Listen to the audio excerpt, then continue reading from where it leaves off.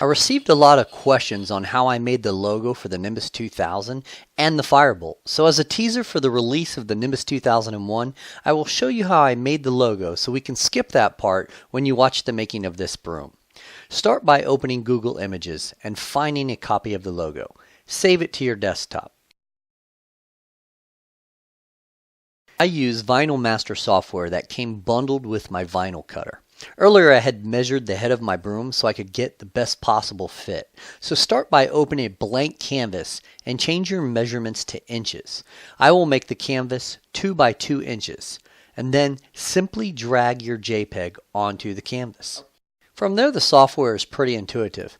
Since the image is mostly curves, I adjust the corresponding settings and let the software do its thing.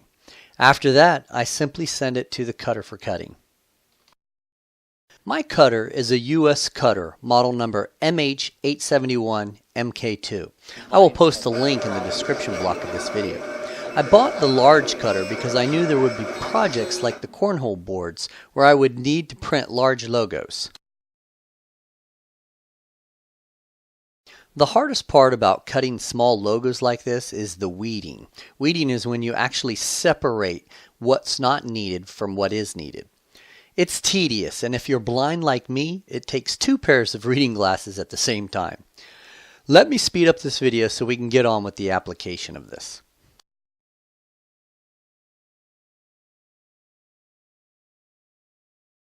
In all my videos, I always show my mistakes so you can avoid them.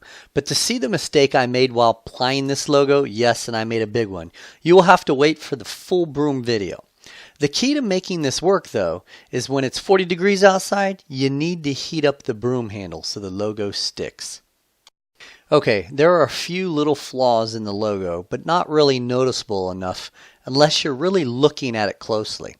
It's hard to put a flat sticker on a round and oval shape, but I think the logo came out great the second time around. Yes, the second time. And the broom looks great. Not bad for making this out of your garage. So I've given this some thought, and because I get a lot of people always asking for these brooms, I will give this one away. Make sure you subscribe because when the making of the Nimbus 2001 video is posted, I will give details on how you can win this actual broom. As always, thanks for watching, and don't forget to subscribe.